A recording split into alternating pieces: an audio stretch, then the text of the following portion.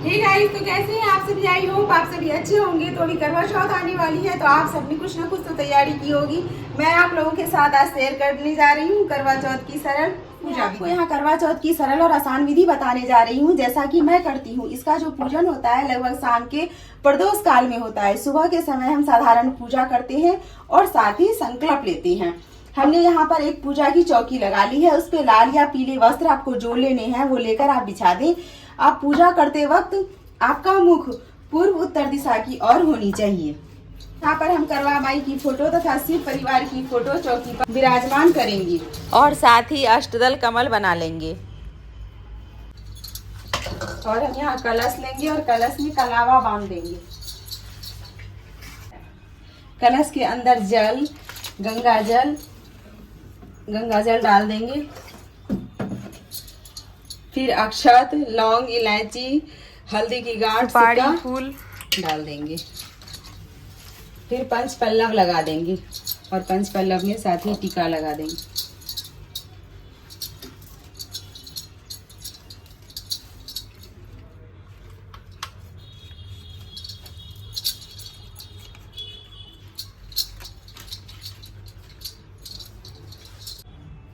अशोक या फिर आम के आप 5 पत्ते ले सकते हैं। इसके ऊपर हम अनाज का एक पात्र रखेंगे। आप अनाज के पात्र में या तो चावल या फिर गेहूं भरकर ठीक इसके ऊपर रखेंगे।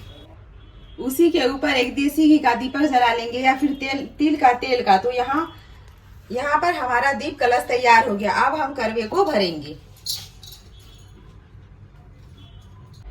करवे भरने के लिए हम ड्राई फ्रूट, फल, मिठाई या फिर अनाज से भी भर सकते हैं।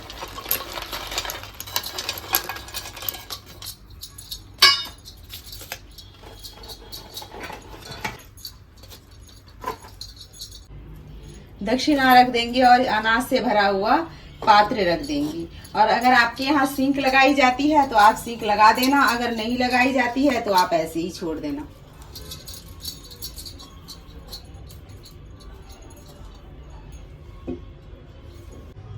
और दूसरा जो करवा होता है हमारा, उससे हम अर्घ देते हैं। उसके अंदर भी आप शुद्ध जल, गंगा जल और पुष्प, अक्षत आदि डाल लें। उसके ऊपर भी हम गेहूं से भरा हुआ एक पात्र रख देंगे।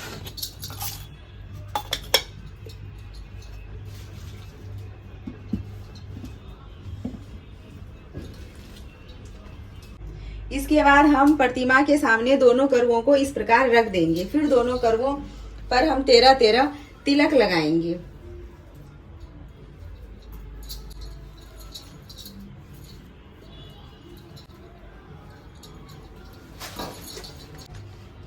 और फिर स्वास्तिक बना देंगे दोनों करवों पर। इस पूजन को सुहागिन स्त्री अपने पति की लंबी आयु, अच्छे स्वास्थ्य और पति पर आए हुए सभी संकटों को दूर करने के लिए करती है। कहा जाता है कि द्रौपदी ने अपने पति अर्जुन के लिए किया था सर्वप्रथम इस व्रत को। एक पान के पत्ते पर हम गौरी, गणेश और भगवान शिव शंकर की स्थापना करेंगे, जैसा मैं यहाँ कर रही हूँ।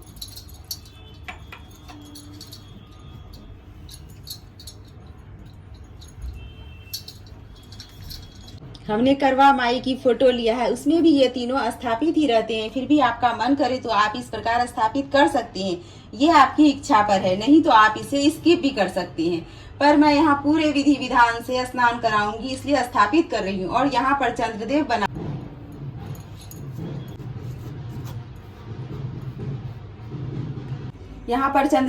लिया है, जिस प्रकार चौथ का चांद होता है, चांद बना लिया। और हम साथ ही छलनी भी लेंगे रात को चांद देखने के लिए। और अगर हो सके तो पूजन के दिन आप 16 श्रृंगार जरूर ही करें। साथ ही महावर मेहंदी भी लगा लें। अगर हो सके तो शादी का जोड़ा या चुनरी शादी की जरूर ओढ़ लें। अब हम शुद्धिकरण करेंगे। इस प्रकार हमने शुद्धिकरण कर लिया। फिर आप 3 बार आचमन करके चौथी बार में हाथ धोकर शुद्ध हो जाएं। फिर हम अग्निदेव का आह्वान करेंगे। कलश के ऊपर जो दीप रखा हुआ है उसे हम प्रज्वलित करेंगे।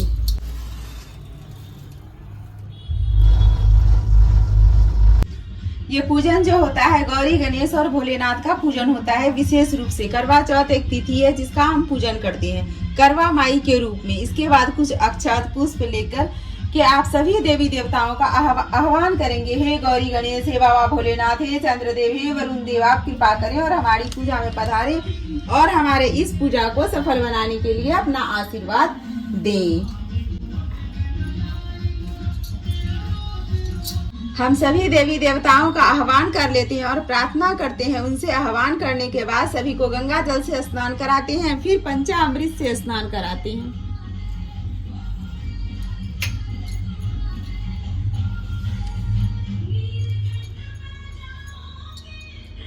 गणेश जी को, बाबा भोलेनाथ को, माता पार्वती को, चंद्रदेव को, सभी को हम स्नान करा देंगे। अगर आप फोटो में स्नान करा रहे हैं तो बस जल के छींटे देंगे।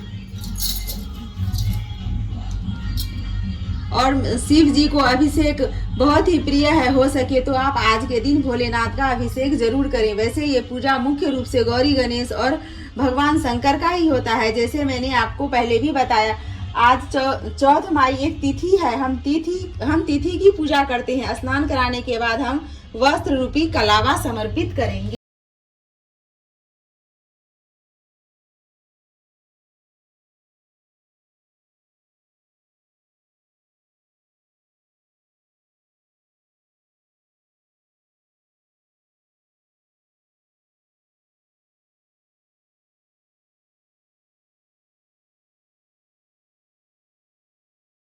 मां पार्वती को चुनरी समर्पित करेंगे।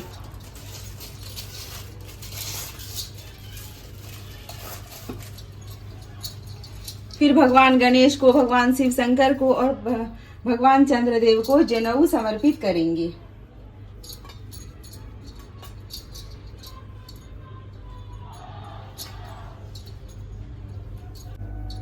भगवान गणेश और मां पार्वती को तिलक करेंगे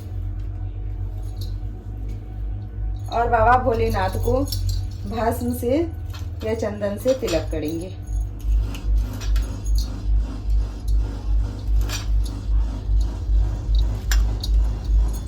करवा चौथ फोटो में भी जितने देवी देवता हैं सबको इस प्रकार से तिलक लगाएंगे।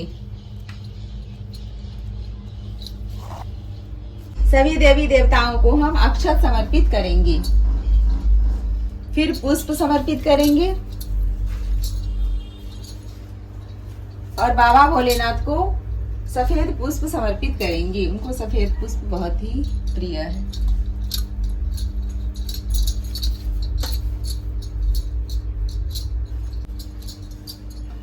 और नारियल में कलावा बांधकर इस प्रकार समर्पित करेंगे और फिर शिवलिंग पर हम बेलपत्र समर्पित करेंगे।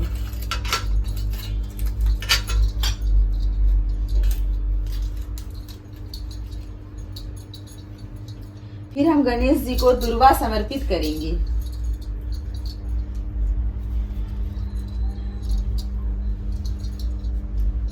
चंद्रदेव को हम सफेद फूल समर्पित करेंगे। फिर सुहाग श्रृंगार का सामान समर्पित करेंगे। सिंदूर, बिंदी, कुमकुम, नेल पेंट, चुनरी, चूड़ी, मेहंदी, काजल, महावीर, इस सभी सामानों को हम माँ को समर्पित करेंगे। आप यहाँ पर महावर, अलता, सिंदूर, बिंदी, चूड़ी, काजल से माँ का श्रृंगार भी कर सकते हैं। फिर इत्र अर्पित करेंगे सभी देवी देवताओं को। इत्र वैसे भी पूजा में बहुत ही शुभ माना जाता है। अगर आपके पास चीनी का करवा मिल जाता है तो आप उसे भी अर्पित कर सकते हैं। प्रसाद, मिठाई, फिर इसके बाद घर के बने हुए पूरी, खीर, हलवे सभी समर्पित करें। फिर ऋतु फल समर्पित करेंगे। ऋतु फल में अगर आपको सिंघाड़ा मिल गया, जिसे हम पानी फल बोलते हैं, अगर वो मिल जाए तो आपको तो बहुत ही शुभ माना जाता है। और इसके साथ ही हम बायने में निकालेंगे, अपनी सासू माँ को देंगे। और अगर आपको सासू माँ नहीं है तो आप नंद को या फिर पंडिताइन को, किसी को भी दान में दे सकते हैं।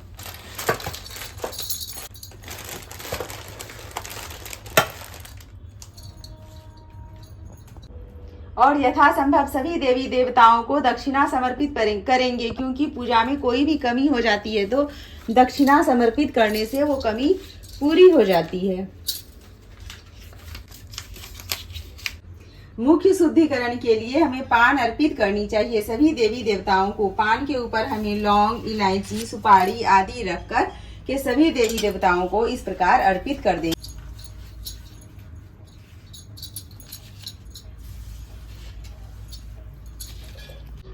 बायना निकालने की सामग्री है साड़ी, ब्लाउज, ये भी हम यहाँ रख लेंगे। 13 दाने हाथ में चावल का या फिर गेहूं का लेकर इसके साथ पुष्प, सिक्का, दुर्वा हाथों में रखकर हम करवा चौथ की कहानी सुनेंगे या फिर पढ़ेंगे।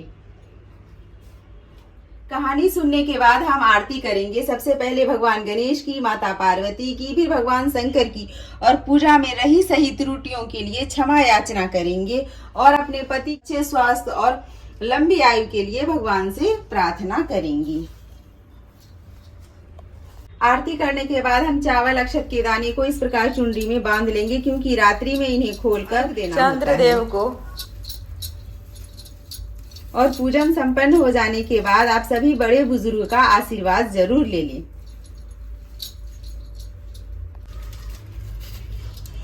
अगर हो सके तो छोटा सा हवन जरूर हवन करना बहुत ही शुभ माना जाता है। तो आप भगवान गणेश, भगवान भोलेनाथ, माता गौरी के नाम से और करवा चौथ माई के नाम से हवन जरूर कर लें। माता रानी सभी का सौभाग्य बनाए रखे, ऐसी प्रार्थना करते हुए आरती करेंगे।